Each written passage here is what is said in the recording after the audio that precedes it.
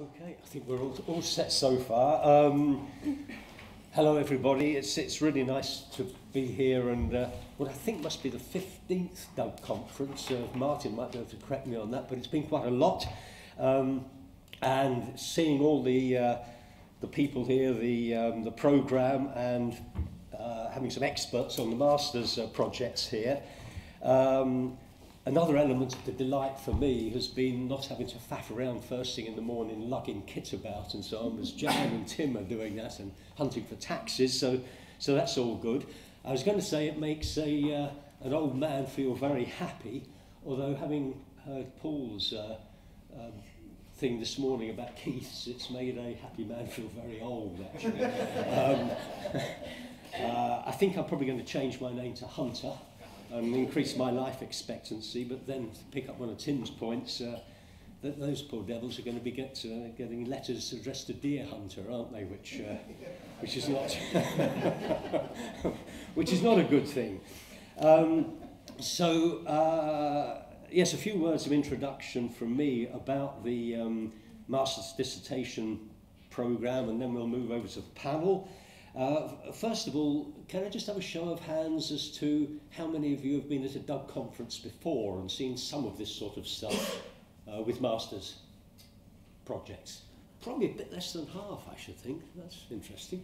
And those of you who've been involved in Masters projects one way or another with this series of projects since any time between 2012 and 18, and as a student or as a commercial sponsor or as an academic supervisor, show of hands there? Right, yeah, decent number.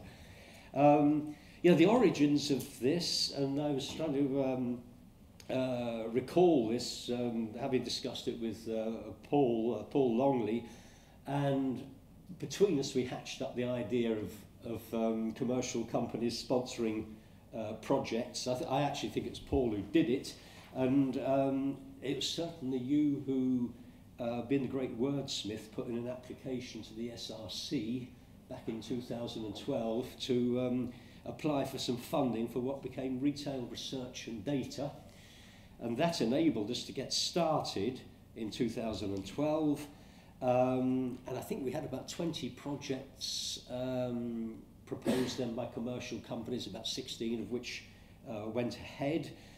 And so I suppose it was the first time that we were bringing together these three elements of the sponsors, the students and the supervisors. And we ran that for a couple of years, and then we got an extension into 2014. But that was followed by bigger things when the SRC decided to sponsor the Consumer Data Research Centre 5 years ago, which brought together UCL, Leeds University, who had been very active in supporting the Masters projects too, Liverpool and Oxford, and the Masters projects became a part of the SRC initiative.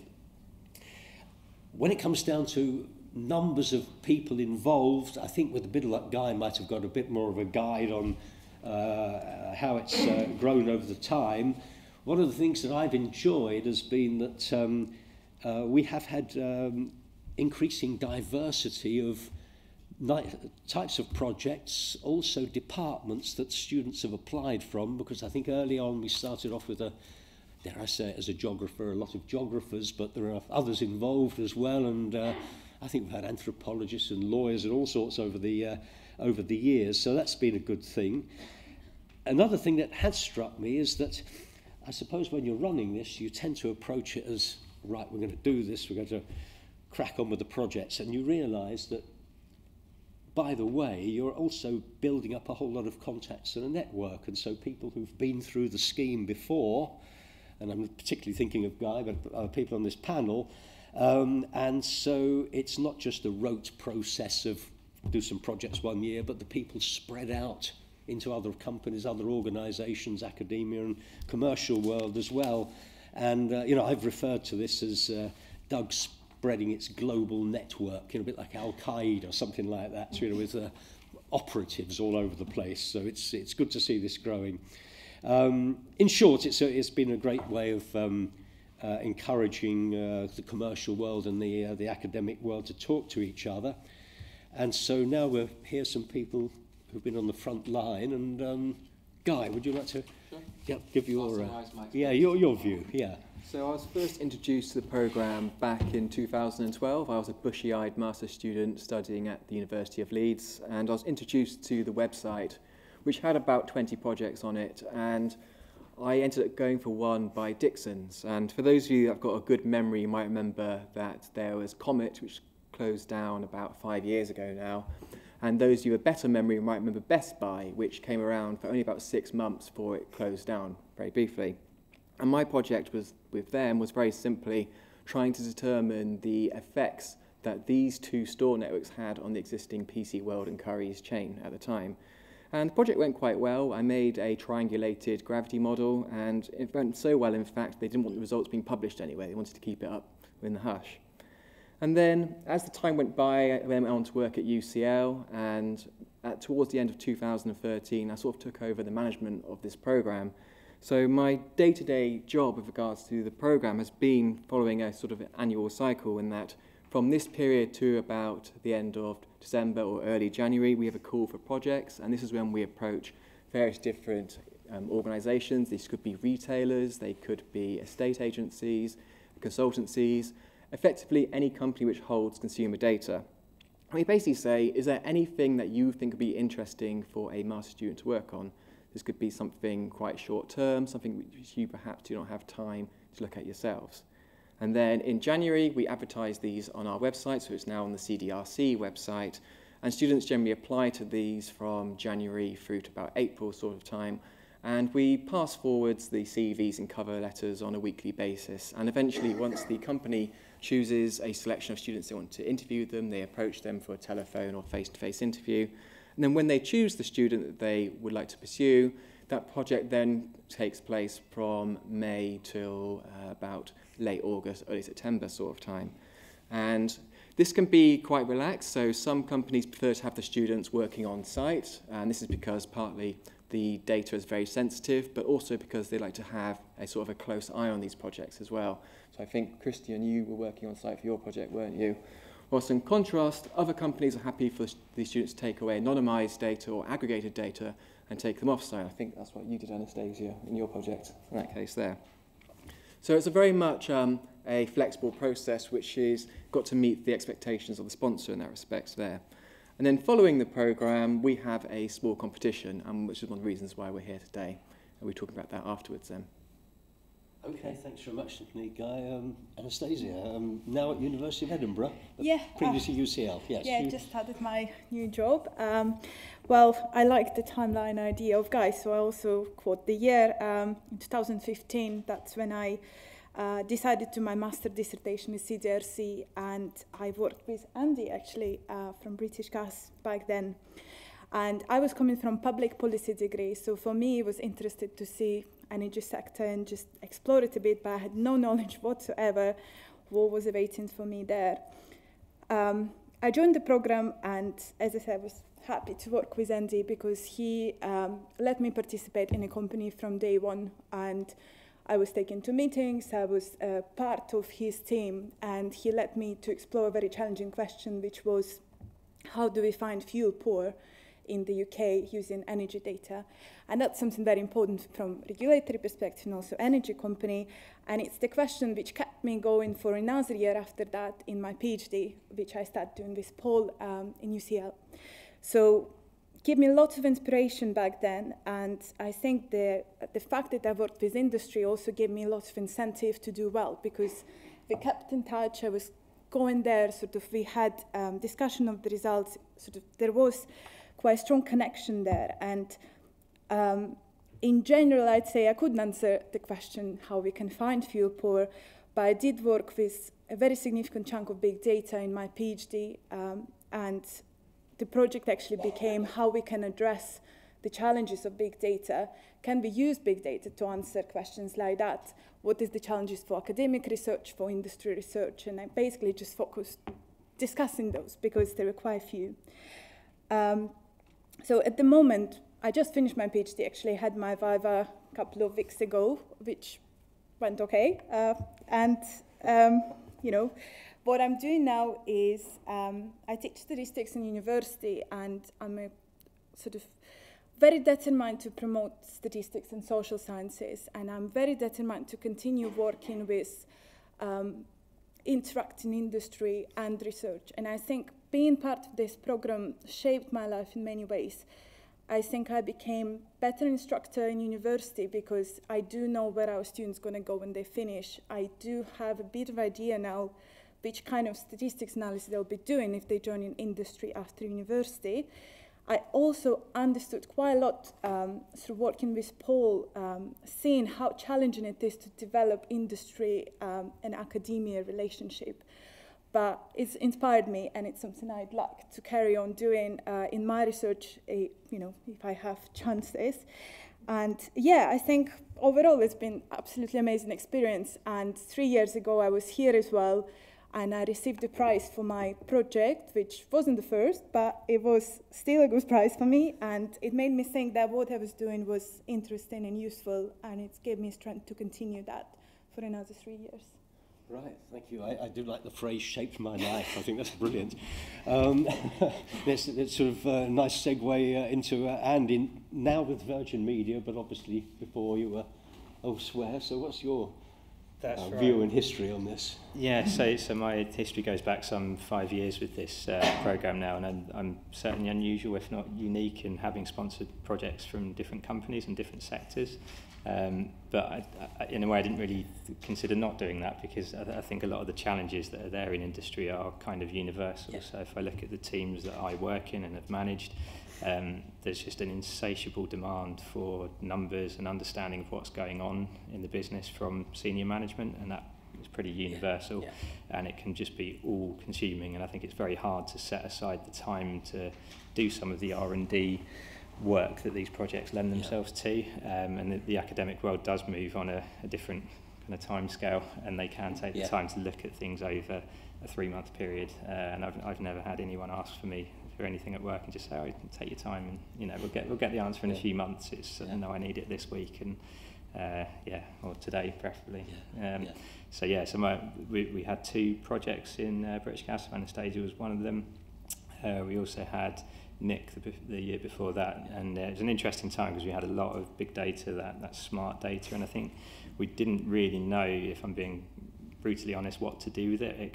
We felt that there was definite power in that data, and things we could do for the greater good with it as well, but it wasn't really until we started interacting on these projects that we really got under the skin of that. And to the extent where we had sketched graphs of smart meter profiles and thought we could trace signatures that might help you understand your customers better, and whilst we sketched those out on paper, being able to actually tease that out of the data is it just required a different skill set to what we had. But Nick came in and very casually just ran a k-means clustering on it, and it produced it all for us. It was a real eye-opening moment, and one that I've carried with me since, and I think that's kept me going through 4 projects since, and they always are thought-provoking and give you a fresh insight onto the data that you look at day to day, but purely because of the pressures of time, you kind of look at it in the same way. Big advocate of the scheme. Right, very good, very good. And Christian, you're now with Movement Strategies, but how's it happened with you? Perhaps one of the worst ones I could come to, because I'm not very diverse. I was a geography student, fell in love with GIS, and then continued to do a master's in data science at Liverpool, and sort of fell in love with the statistical techniques, which I'd already had a little bit of an interest in. I was fortunate enough to be brought into the scheme with Movement Strategies, who I now work for. But it's a great scheme in terms of being able to take what you've learned at university, which is working on clean data sets, and then arriving at Movement Strategies on my first day and them saying, we haven't actually loaded the data in, but see if you can do that. And then once we've loaded the data in, go wild. And that's amazing to have that opportunity. Perhaps some of them are a little more structured, but my project eventually looked at how to identify one of transport planners' greatest problems, which is the last mile. So if we can understand that people get on buses because they tap in with Oyster cards, where do those people get off buses? So my dissertation took a GPS data set and then the TfL Live Bus API and said that if a person is at a bus stop at the time of a bus, then they potentially got on the bus, but perhaps not. And then if you start pulling that along the bus route, then perhaps people, the time, if they link, if they're at the location of the bus, further and further along the line, then they've got a higher probability of being on that bus. And then once you've confirmed people are on bus routes, I then managed to say that actually they got off here and this is how long they spent in certain areas of Oxford Street. And at the time they were going to pedestrianise Oxford Street, so I was going to say that we shouldn't do that because then it stops buses going there. No, they're not going to do that. Unrelated to my research, I believe. But yeah, a huge advocate for the scheme. I was actually fortunate enough to be hired by Movement Strategies to do consultancy work at the same time as my dissertation, which I think is potentially quite rare in this scheme, but potentially also why I'm such a great advocate for it, because I've now fallen into a career which I love, and didn't even, I know a lot of my friends have done horrible grad schemes, but this has really been a kind of footstep to just falling into a career which is just actually perhaps I unappreciate it at times, but realistically I didn't have to do any of the horrible assessment centres or those horrible things that my friends have done. So yeah, I'm incredibly grateful for this scheme, probably one of the greatest advocates, I believe. Great. Well, it's smashing to hear from you four. Any questions to the panel, observations about the scheme as it's running or how it might run? Any observations?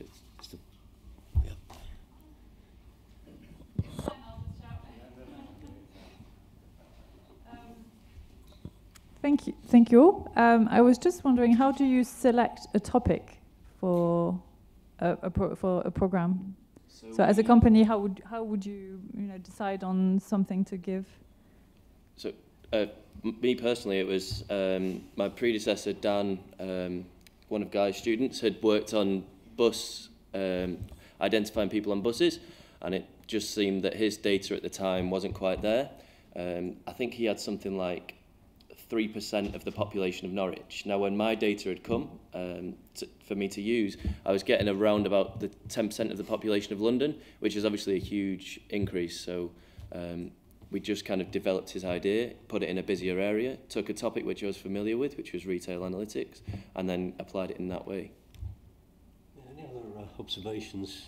If I take geography as an example, I think one of the core benefits to students in the programme is that they get to have exposure to these commercial data sets, whilst otherwise, I mean, in this field anyway, you will spend a lot of time looking at census data, for example, or ONS survey data, which is typically given to you, like as Christian says, very clean. And in reality, most of the data used in the real world and data analytics and data science is very, very different. So one of the purposes of this programme was to give students a window opportunity to actually work with this data. So one of the things that we say to the companies who are making our call for projects is, ideally, we'd like students to have access to your data at some point, be it on-site or anonymised and off-site, or in a secure laboratory facility at the CDRC, for instance. But then, crucially, it should be something which is also valuable to your team and potentially also valuable to wider society as a whole, if it's to be published, for instance. So anything which fits into that remit is generally appropriate. And as a consequence for that, we've got a wide range of sponsors and a very, very wide range of topics. So it ranges from like fuel poverty to footfall, for instance, or transport modelling. So it really is a diverse range of things in there. I think for me, first of all, one of the challenges with the programme is trying to think of something in December time when you have to put the brief in that is interesting enough that you want to understand more about it, but not interesting enough that you're going to have looked at it by the time the summer comes around. But as I said earlier, you never quite get to some of those pieces of work anyway, and I think that there are always those things that are nice to have and actually probably carry a lot of value, but you never quite get to it because you're doing the firefighting day to day. So I think if you can take a step back and think about the things that you would like to do and that would add the value, they tend to make great projects.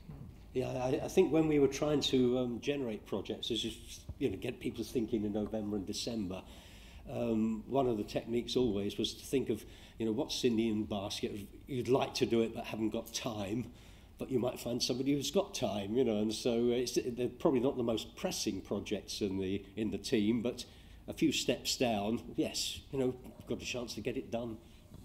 I think there's something about the tools as well, because I count myself as kind of a traditional analyst, slicing and dicing data using SAS and SQL, and I think there's a whole wave of students coming through now with use of R and Python and a whole ream of other things that they can just do stuff that we can't. Yes. And I think if you can spot the opportunities of where that could be applied, again, great project.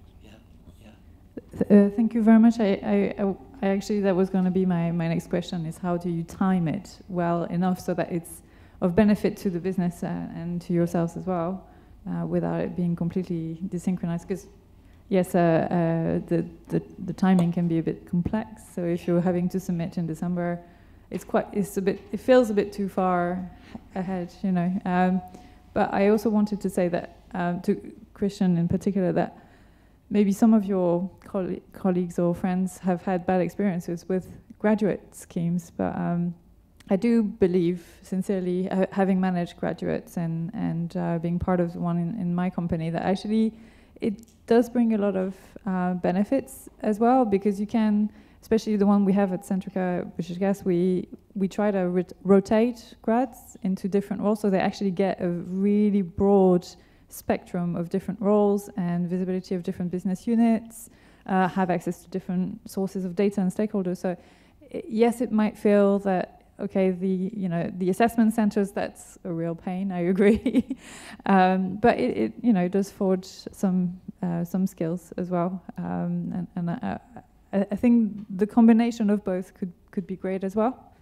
Oh yeah, I mean, I'm not saying that. No, I know you didn't mean to. I just wanted to, and I had to make the point. A great example of this is this year I was fortunate enough to actually mentor a student, Jack, who's in the audience, and I know that from his experience, it didn't fit for him. So now he's going back and doing more research, and that's great. I think what Jack might tell you after is that experience has given him an opportunity to experience the commercial world, and perhaps that opportunity is there for him if he wants to fall into it. It's much easier than a grad scheme where you have to think about all those things. But perhaps my point should have been that the commercial experience you gain from this as a student who's naive to these things makes it much more easy to understand and pass these grad schemes if that's the way you go, but also as a direct route in the sense of the way that I took. Absolutely. I think we should really tap more into those opportunities. Because, and I also think I was probably quite lucky in that sense, because it's not that every single student falls into a role. Ours was kind of like a recruitment drive at the time, it seems. Yeah, it was the perfect fit at that time, I guess. So what are the key topics that you really like to get involved in? We're quite lucky at Movement Strategies to have a lot of unique data partners. So we have GPS, Wi-Fi. We work with Hoxton. At times, we've got huge mobile network data sets. Interestingly, my data set was GPS data, so as I said, it covers 10% of London, and my project was looking at sort of the last mile and identifying people on transport routes. This year we had 4 projects using that data set. One of them, 2 of them are out there on the poster wall, so it's things like retail profiling and consumer profiling, retail centre attractiveness. And perhaps in the theme of this is that the diversity of analysis, to go with the theme, is that these data sets open so many doors to people and answer questions, is that we don't want to tell students or perhaps anyone that we understand the limitations of these data sets, but we don't think that they should or shouldn't be used just for certain things. And that's part of the reason we'd love the CDRC scheme, is because students are saying, this works, this didn't really work, but this is also really as valuable as the things that did work. Bob? As a really exciting and encouraging set of presentations. Many years ago, I spent a year at NCGIA, and I was asked what sort of geographer was I, and I said I was an applied urban social geographer. I was taken to one side and warned, Bob, never ever say that. To describe yourself as an applied geographer is absolutely academic death. I must say I went on to prove that possibly right, but this program has proved it absolutely wrong. And I think that what is so encouraging is the research councils, the research assessment frameworks have all moved from pure theory or storytelling, if you're a cynic, to really serious applied geography. And we couldn't have done serious applied geography if we didn't have the tools and the ability to handle real-world data with real-world partners.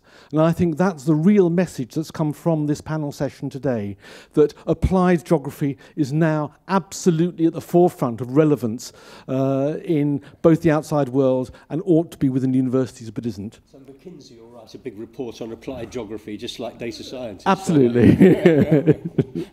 So thank you very much. That's great. Any further observations, questions? I think Steve over here. I want to give the panel the opportunity to sort of feed back to a room full of potential companies and organisations that may, that may raise future projects. What is good and bad behaviour on our part to enable the students to create the best outputs? And I would recommend you anonymise your responses. Shall I go first? Yes, you go first. So, the good behaviour is effectively being honest and upfront from day one. So you have your interviews with the students early in the year purely because the students are under pressure from the institutions to say this is going to be my dissertation. They've generally got to submit that in April sort of time. So that's why we have the application process, which starts a few months prior to that. So if a student agrees to do a project and then they turn up a month or a month and a half later, and then the project suddenly changed, it can get them in a bit of hot water. So it's more about basically having some sort of guarantee that A, you're going to have the data ready, sitting on their desk or on in an email or a protected folder for them, for instance, by a certain date, so usually by some date in May, for instance, and also have somebody there to occasionally be there for support. Now, students generally don't require that much support, actually. Like Anastasia and Christian, I think you probably confirm, you probably didn't need that many meetings regularly throughout your projects. They're generally quite independent. They've got their skill set, but they won't be familiar with the data. So for the first week, they might need somebody there to spend an hour or two of them saying, this is the data and these are the problems that we get. So it's more about transparency, so just being there from day one, and also some sort of maintained coherence for that. We've been quite lucky that through the programme, we generally have one contact per company, per project. And obviously there are instances when that contact will leave at some point during the year. But fortunately, they've always said, oh, I'm leaving, this is going to be your replacement. And better than that, some companies have actually said, well, this is a whole team, and you might be speaking to this person this week, but in next month, I'm not going to be here, so speak to this person and this person as well, and have occasional sort of feedback meetings. So in terms of intensity, it hasn't got to be that intense. It could just be one meeting every 2 weeks, or one telephone or email every 2 weeks, but it's just as long as it's there and the student is aware that it's going to be there. So there's no nasty surprises in that respect. Any observations? Yeah, I wanted to share sort of a positive experience, which I think could be benchmarked in the future. So what happened to me from day one, for instance, in my case, I think data arrived quite later in my project time, but it didn't mean to me anything because I was still prepared to do my analysis and then they shared with me a sample and I could play with it. So what was more important for me, since I think from my interview stage, I knew already what I was expected to do more or less and what they knew I could do for them. And I worked with exactly the same people over my project, so people weren't changing. There was Andy and his colleague Laura, and if he wasn't there, she was there, but I always had the person I knew in the company. Beyond that, I actually met other people I was taking for lunch, and I was there. And for me, it was very important, that contact, because although my last months of dissertation I spent in university, I was in library just writing up the results, my first 2 months were in the company in Staines, and it took me a bit of trouble there, but it was totally worth it because I felt important, I felt a part of organization. I didn't feel like I was just some student who does some project and I'm going to go and no one ever remembers me. I felt maybe I could even stay here if I wanted, or I could try my best to be a good employee in future. So I think there was lots of personal support and kind of consistency in what I was given, and that's made a big difference. Andy, any comments? We'll tell a different version of the story, perhaps. Well, yeah, sorry, I got that data to you so late at the start.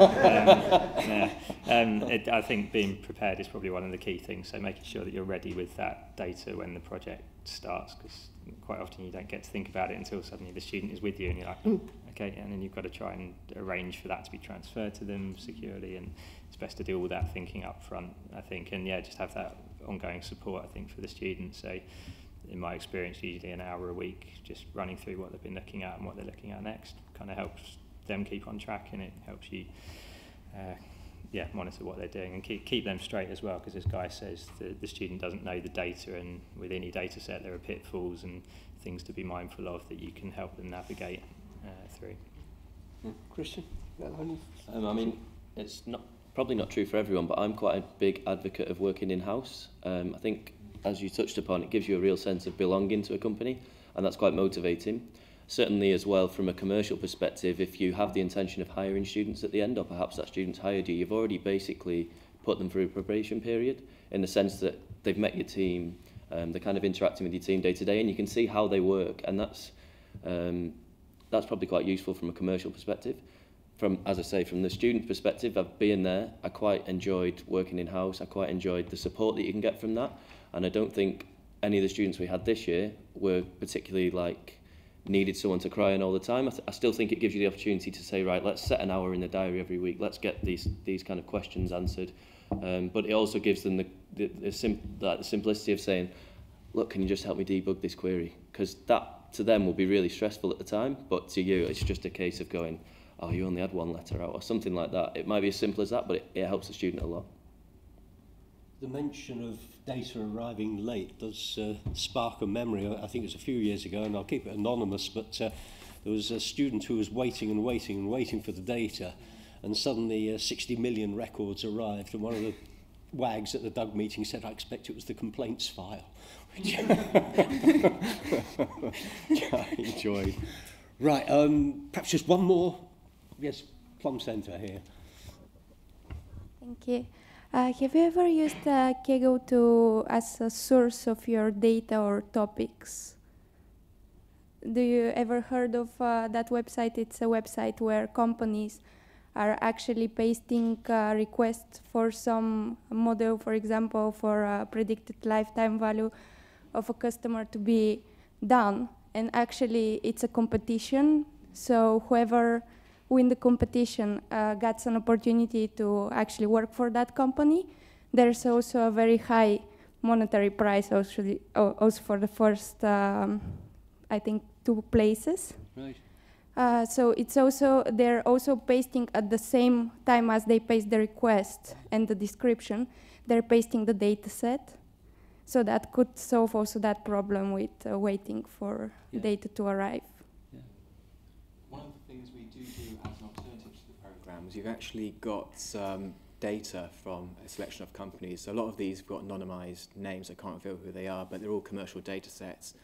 And we've put a master's secure or safeguarded data service on the website. So if there was a student who perhaps doesn't really have an interest in the topics that have been advertised in the CDRC program, they can apply to get this sample of retail data and do their own sort of work in that respect, which is another way which students get access to data in perhaps a much more timely fashion as well. Okay. And what are the programs that you use? Programs? Yes. Well, the programs are entirely down to the student and what they are capable of using, but also the programs that the company sometimes provides the student as well.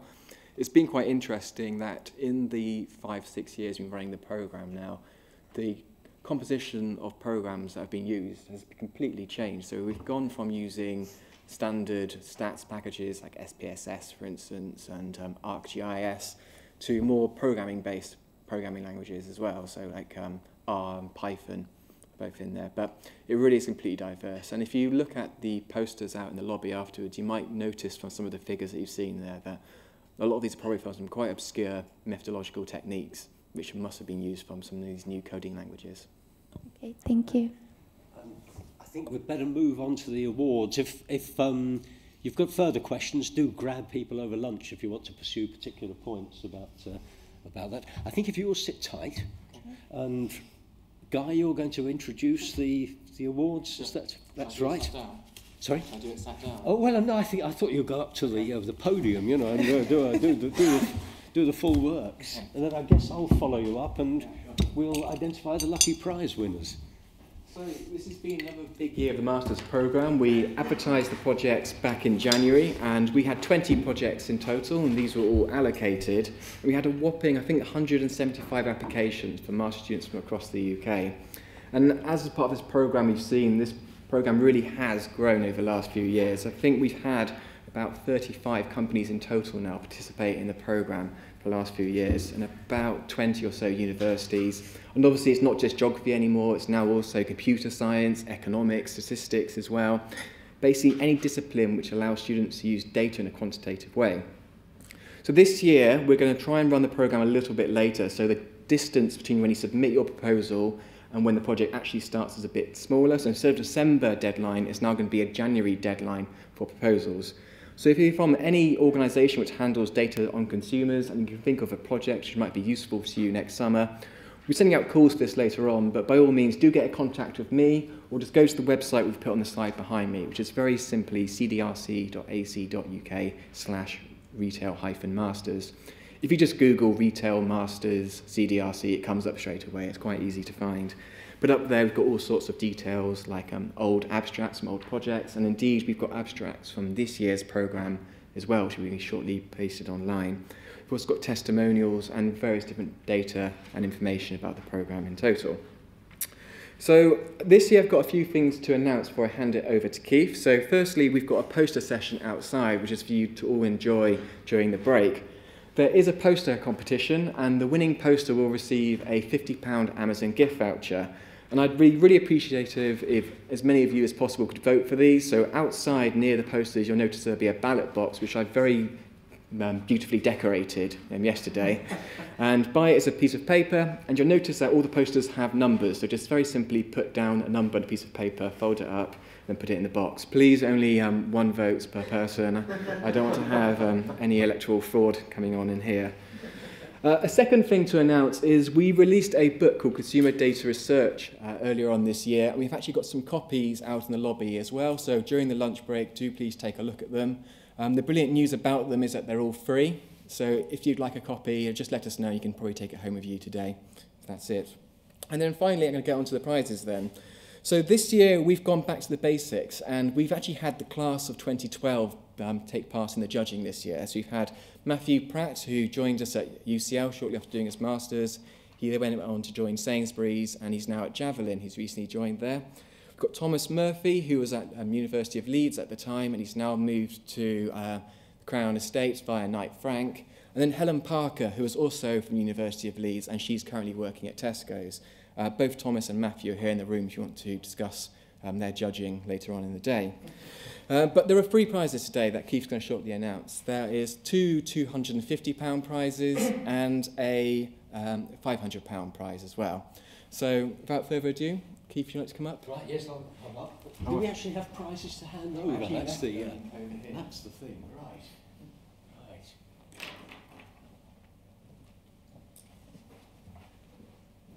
Okie doke. I shall make sure I do the right thing here, I hope. Okay.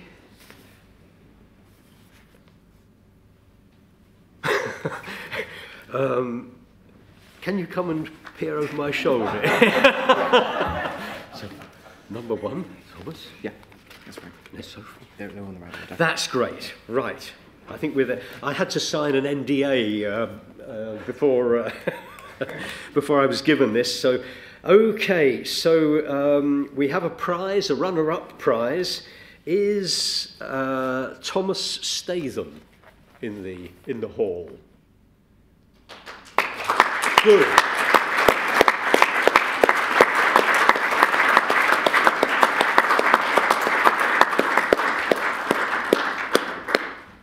Thomas, you've come up, that's great. And the script here from Guy is, this was for a national broadband provider, Thomas from the University of Liverpool. The project, forecasting network faults with Bayesian spatio-temporal statistical models. And comments were, it was a logical and well thought out approach to tackle the project. In-depth and advanced statistical and spatial analysis used to investigate complex issue in a novel way. So congratulations, Thomas. Thank you. Very good. Yes. You marshal us, Jan. How should we? Just sort of stand across there. So Right. Very good. way around. It's a good job you've done this before. Do I go like that? Very theatrical. Okay, no.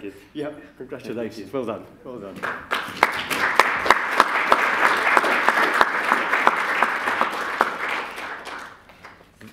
There's another runner-up prize, Sophie de Kock, who I don't think is in the audience. No, nobody admitting to being Sophie. And this was a project for Sainsbury's. Sophie was based at UCL, and it was predicting customer quality based on early shopping behaviour in online grocery retail.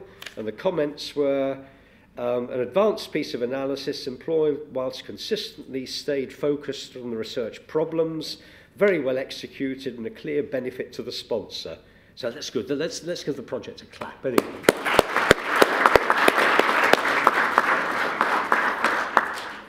And finally, we have a first prize. It's a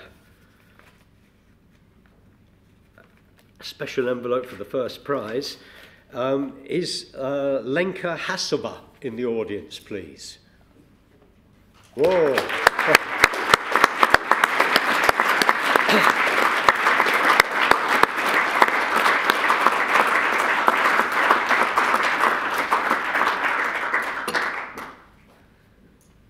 Congratulations, Lenka. Very good indeed. I shall read out. You're based at University of Liverpool. The project was for Boots, and the title was Investigation of Prescription Flows Between GPs and Boots Pharmacies via Spatial Interaction Modelling Techniques. And some comments: considered a wide variety of models and meticulously tested them. That sounds very good. A clear and coherent project in a research area which is useful both to Boots and to wider society. That's a nice element to it. So congratulations, well done. And we'll come round and get to...